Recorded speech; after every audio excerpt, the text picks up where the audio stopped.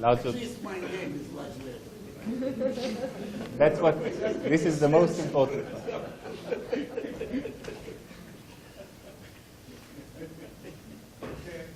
If we can continue with the next speaker, Slomka, and we will talk about the extensions of the Milman-Pajor inequality. Thank you.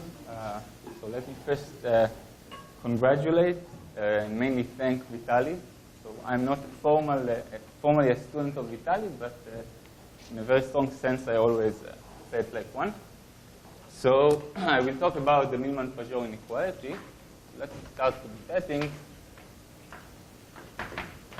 symmetric intersections. So K will always be a convex body in Rn. This means that it's also compact and non-empty interior.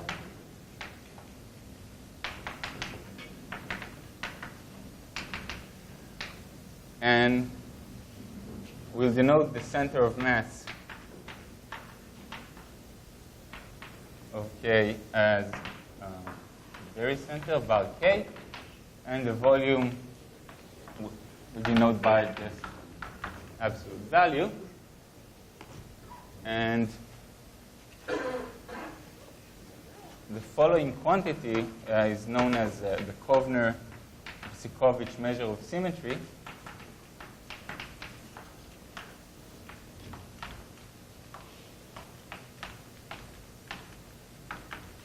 And essentially, it gives us the biggest symmetric set inside K. So this is denoted by delta KB of K. And this is just the supremum over all points in Rn of the ratio K intersected with a translation of minus K, the volume, divided by the volume of K.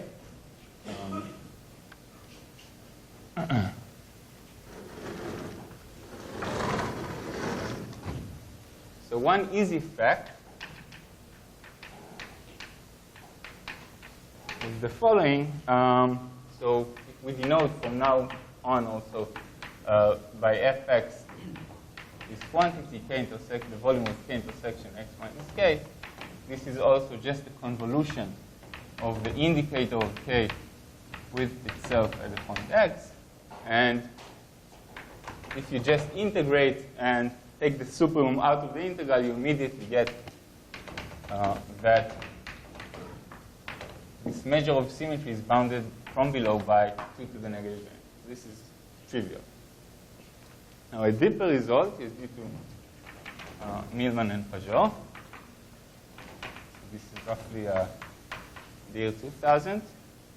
And they consider, instead of taking the supremum, just take the barycenter, and they get the same result. So formally, we have, if the barycenter of K is 0, then we also have that the intersection of the volume of the intersection of K with minus K divided by the volume of K is bounded by 2 to the negative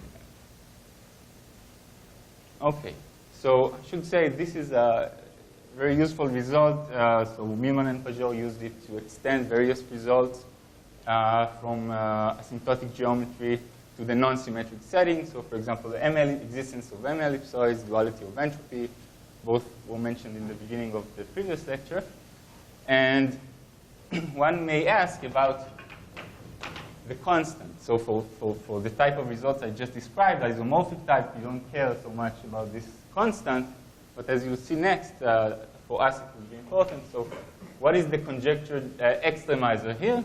This should be, or at least it's plausible to think that this is the simplex, which would give that. So both quantities should be bounded by something like roughly e over 2 to the negative n. Okay, so there's a big gap between the 2 and the e over 2 here. Okay, so this is the simplex. So Milman-Pajor's result is also very useful in problems, for example, in discrete geometry.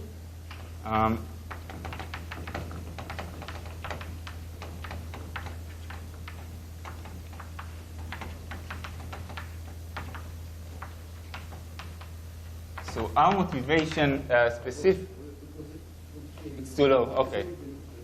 Okay, it's not too important anyway. So our goal, our motivation was to improve this constant, the 2 here, to apply to the problem of Hadwiger, known as the Hadwiger's covering problem. I will get to it soon. Hopefully, I will have time to say some details, not sure. Another application of Milman-Pajor actually gives the best bound for Earhart's conjecture, which is kind of an extension of Minkowski's first theorem to the non-symmetric case. But again, I don't have time. So this is due to Berg and Henk. Don't have time to go into the details. So to improve this, let me give you another look on these 2 inequalities, which will lead to the technique we are using to improve it. So Kovner-Besikovich and Milman-Pajor. So in our setting, so let's take x and y, be both of them uniform on the convex body K, independent. And let's look at the average x plus y over 2. So this has a density g of x, which is very easily checked, just 2 to the n times f of x, 2x, which is 2 to the n indicator convolved with itself at the point 2 to the x. And if we look at the following ratio, so take any set A in our N, what we have, this is also very easily checked. If you look at the ratio of probabilities in the numerator that x plus y over 2 belongs to A, and in the denominator that x belongs to A, this is very easily bounded by 2 to the n, the sup norm of f, which is what we want to bound from below, right? This is just the sup of g, which you just take out of the integral here by definition. And the question is, what can we say here? So any good estimate here would lead to an improvement of the bound on f infinity. Of course, if you take A to be just k in this case, you get 1, which establishes the Kovner-Besikovich very easy fact that I mentioned. And the question is, can you find, right, would better sets A lead to a better estimation here? And the answer is yes, and we'll see it soon. And but this is for the supremum, for the Kovner-Besikovich, for the Milman-Pajor improvement. So this is small improvement.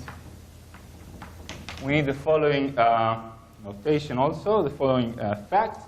So if we look at a random vector z with density f, we call that the entropy of z just minus integral of f log f. And a very simple application of Jensen inequality gives us the following 2 bounds. So we have entropy of z is bounded by, so now this is only if f is log concave. Okay, so we use Jensen for the composition of log and f. Log of 1 over f is convex, so we get immediately that this is bounded by log of 1 over f at the expected value of z. And from above, we can take actually any function, any measurable function h.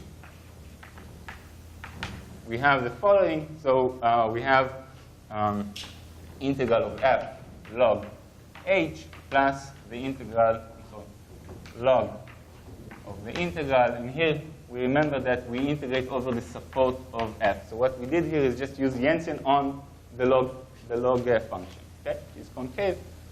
And notice that in our case, if z is equal to x plus y, what we get essentially is this.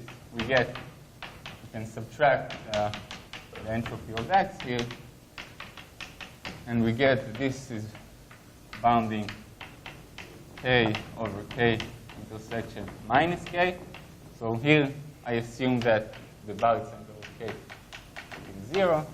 And the question is, what can we say about this? So I should say that, okay, first maybe notice that if we just take h equal to 1, we immediately get the log of the volume of the support, which gives us Milman-Pajor. Okay? So for h equal to 1, we get Milman-Pajor inequality. The question is, what can we do better? So we need better function h. Okay? And this quantity was also studied by, especially for the low-concave case, by Bubkov and Madiman. And both our results and the results are probably, or most probably, not optimal. Okay, so this is the setting, and this is the idea, to find nice sets A and H and use some new tools to get a new bound. Okay, so let's start with the results. So our main result is the following improvement.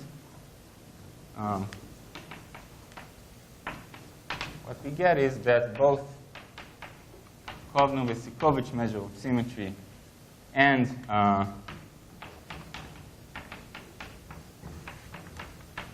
Milman-Pajor ratio here are going to be bounded by, again, 2 to the negative n, but now we have an improvement, but with a sub-exponential factor here. So let's call this one 2, and this one 1. And C here is just universal constant.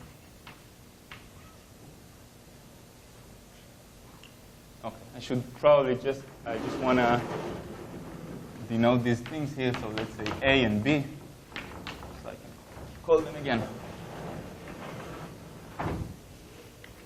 Okay, so let me discuss the idea of how to get this. So the main idea is to use A as the Euclidean ball, and for the Milman-Pajor we use H being the exponential of some lambda and the Euclidean norm squared. Okay, so what do we do? So more specifically, we have some freedom here to put K in any position, since this is invariant, so we put K in isotropic position. And then we use the following fact. So this is a deep result. This is a concentration result, thin shell. So we specifically use Gidon and Emmanuel Milman thin shell estimates, which interpolate previous estimates by Fleury, Klartag, and Paouris. But qualitatively, what it says is it says the following. It tells us that X, which has a low concave density, and it's isotropic up to scaling, this is concentrated on or around a sphere, and a thin shell around the sphere, and the sphere is the following sphere. This is square root n Lk, the isotropic constant of K. And if we look at the average, this is concentrated around a different thin shell, so concentrated around square root n over 2 Lk. Okay, so what do we have? We have this picture here. This is square root n Lk, and we have square root n over 2 Lk. And what we do now is just we choose the ball that we want to estimate, take for the set A as just a middle sphere. So this is just, let's say, R square root n. So if we take R, some number between 1 over square root 2 and 1, for the set A equal R square root n of k b to n, we get that our estimation here, A, implies our theorem, which is, in this case, 1, right here. This guy. Okay. And to obtain the 2 here, we have similarly, we have that B with this age above, imply 2. Okay?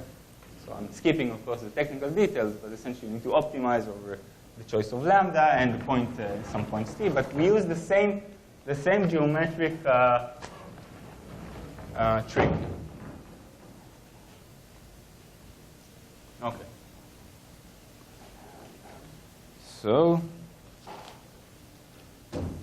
So another approach is the following. So here, in this case, we use the Euclidean ball, but a priori there is no reason to think that the Euclidean ball is the best choice of a subset A. So also a natural candidate is to use something of the sort of, let's take a dilation of K. Use A equal to a dilation of K, and in the Milman-Pajor case, this would mean that h, our function, will be something like x minus lambda norm K. So this is the gauge function with respect to K. And let me just state the conjecture. So this is a problem that we don't know, and then I'll tell you what we do know. But the conjecture, which I feel is very natural and makes sense, and we don't know it even in the centrally symmetric case, is the following. So we claim that for any k, there exists some number depending on k between 0 and 1, such that this ratio, probability of x plus y over 2 in Rk over the probability that the x belongs to Rk, should be above 1 plus c to the n, where c is again some universal constant. Okay? Essentially, it means that if you take a dilation, then x plus y over 2 is much more concentrated around the origin in a way that is independent of k. Okay, so this c should be just universal. Okay, and this we don't know. But one indication that tells us that maybe this is true is that this is true for bodies with positive modulus of convexity.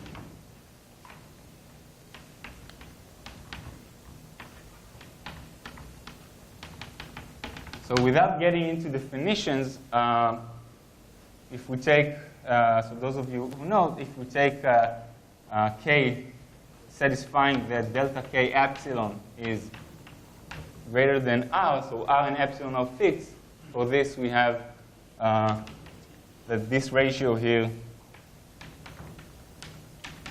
is bounded by something like 2 to the negative n, e, c, depending on epsilon and r, unfortunately, n. So it's an exponential improvement of the Kovner-Besikovich bound, but we can do the same with this h and get also exponential improvement for Milman-Pajor. Okay, so this more or less sums up the main results about symmetric intersection. And let me tell you a bit about our application, which was the main motivation for this project.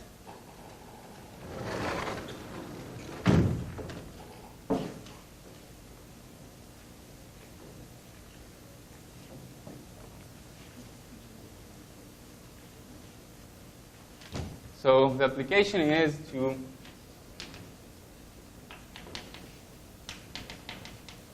Heidegger's covering problem.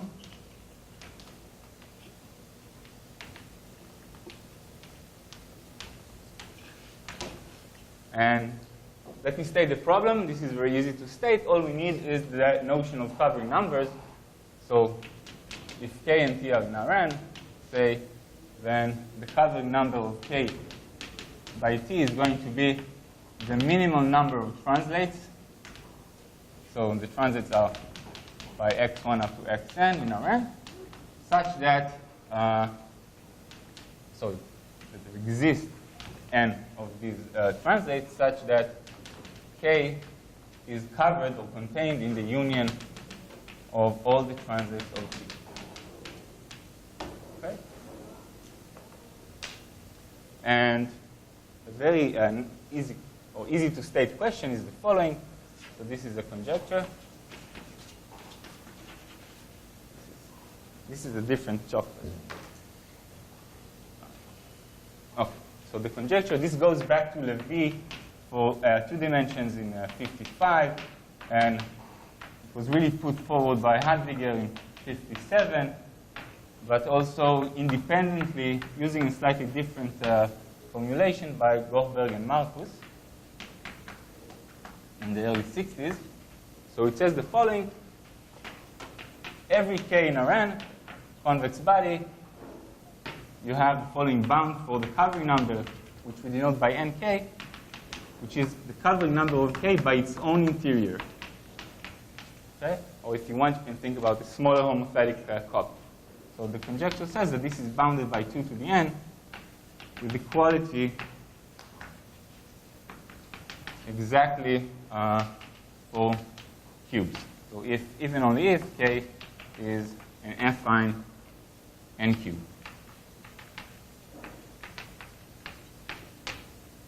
Okay, so this is wide open still. And this problem was extensively studied. Unfortunately, I don't have time to going over the history here. I would just say that in the last few years at least, many authors worked on variations, different formulations, partial results about it, including Bezda, Gluskin, Litvak, Nazodi, Lifshitz, Tikhomirov, and more that I probably forgot. What I do want to focus on is the general bound. So this up to recently, up to now, the best known bound was due to Rogers, essentially. So it goes back more than 60 years, something like 58. And it tells us that nk is bounded by, so we have here the volume of the difference body, k minus k, over the volume of k, times the following factor, and this is n log n plus log n plus 5n. This is the most accurate general bound. And what we know is, by Rogers-Shepard inequality, that this volume ratio is bounded by 2n choose n, which is roughly 4 to the n, and this is optimal for the synthesis. Okay, so since it's optimal, using this ratio probably seemed not to help to improve here the 4 to the n exponent. So the idea was to replace Rogers-Shepard inequality by our bound, right? By symmetric intersections. By, let's say, this guy. Or Milman-Pajor ratio. And how do we do that? To explain, I will need, at least the way we did that, I will need to recall some other results.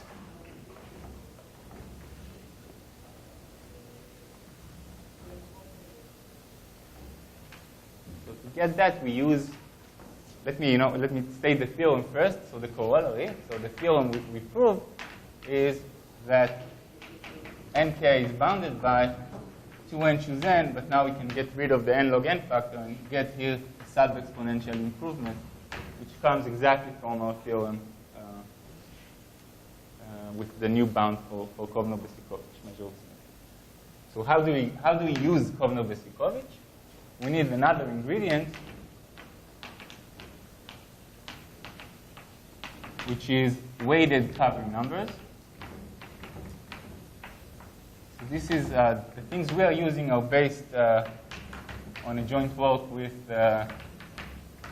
Shiri, Arch, and Avidan.